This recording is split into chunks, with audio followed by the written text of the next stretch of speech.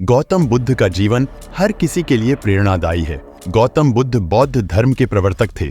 इनका जन्म 483 ईस्वी पूर्व तथा महापरिनिर्वाण 563 ईस्वी पूर्व में हुआ था। बचपन में उनको राजकुमार सिद्धार्थ के नाम से जाना जाता था। बौद्ध ग्रंथों के अनुसार गौतम बुद्ध के जन्म से 12 वर्ष पूर्व ही एक ऋषि ने भविष्यवाणी की थी कि यह बच्चा या तो एक सार्वभौमिक सम्राट या महान ऋषि बनेगा। 35 वर्ष की आयु में उन्हें ज्ञान की प्राप्ति हुई थी। वह संसार का मोह त्याग कर तपस्वी बन गए थे और परम ज्ञान की खोज में चले गए थे। आइए आज हम आपको सिद्धार्थ के महात्मा बुद्ध बनने तक के सफर के बारे में बताते हैं।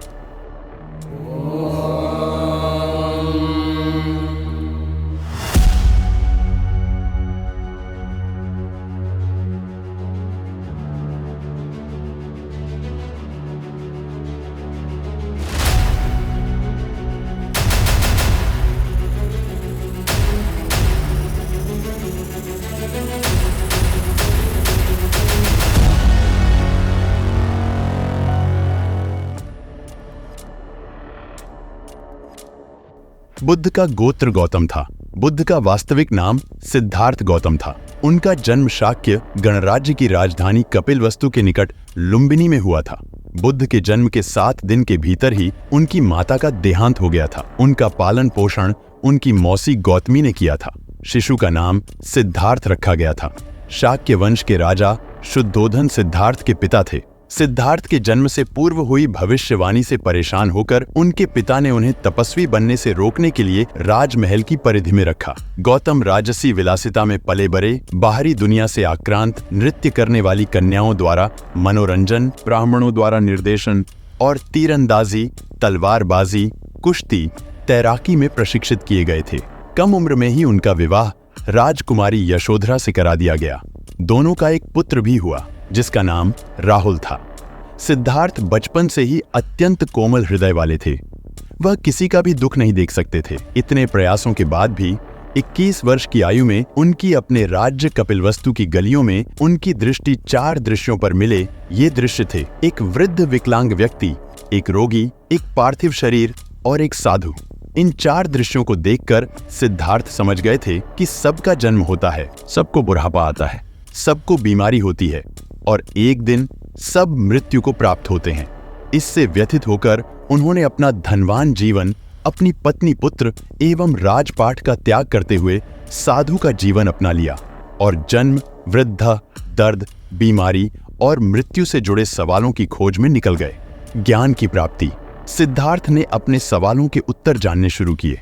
समुचित ध्यान लगा पाने के बाद भी उन्हें इन सवालों के उत्तर नहीं मिले। फिर उन्होंने तपस्या भी की, लेकिन उन्हें अपने सवालों के उत्तर नहीं मिले। इसके बाद कुछ और साथियों के साथ अधिक कठोर तपस्या प्रारंभ की।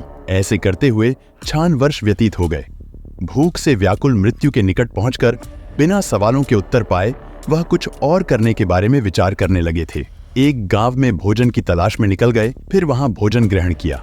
इसके बाद वह कठोर तपस्या छोड़कर एक पीपल के वृक्ष, जो अब बोधि वृक्ष के नाम से जाना जाता है, उसके नीचे प्रतिज्ञा करके बैठ गए कि वह सत्य जाने बिना उठेंगे नहीं।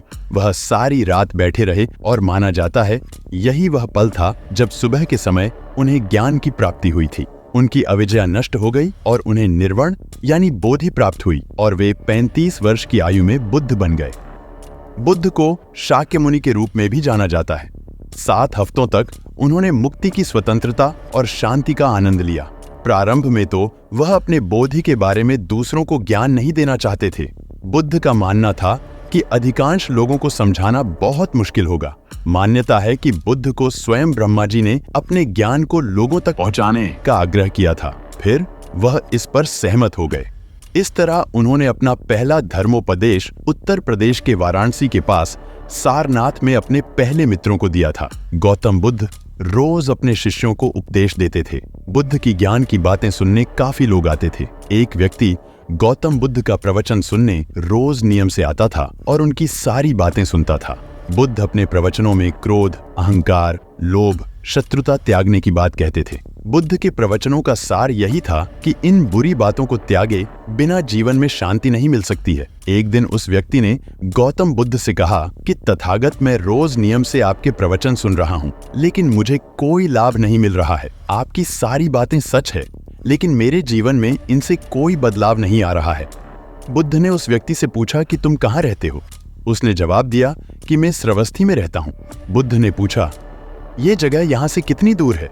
उस व्यक्ति ने जगह की दूरी बताई। इसके बाद बुद्ध ने फिर पूछा, तुम वहां कैसे जाते हो?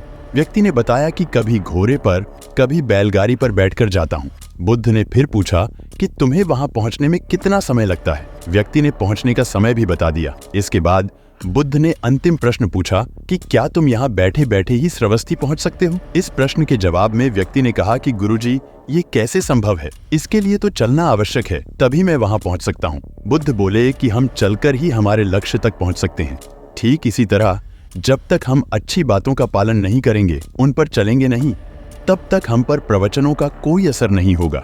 सिर्फ अच्छी बातें सुनने से हमारा जीवन नहीं बदलता है। हमें प्रवचन को समझना होगा और उन्हें अपने जीवन में अपनाना होगा। व्यक्ति को बुद्ध की बातें समझ आ गई और उस दिन के बाद उसने भी बुद्ध के बताए मार्ग पर चलना शुरू कर दिया। बुद्ध के प्रवचनों से व्यक्ति की सोच बदल गई और उसका मन शांत हो गया। इस बारे में आप क्या सोचते हैं? हमें कमेंट में जरूर बताएं। आपको वीडियो पसंद आए तो लाइक और शेयर कीजिए और ऐसी ही अनसुनी, अनदेखी और अनकही कहानियों के लिए सब्सक्राइब कीजिए। रहस्य द सीक्रेट ऑफ इंडिया।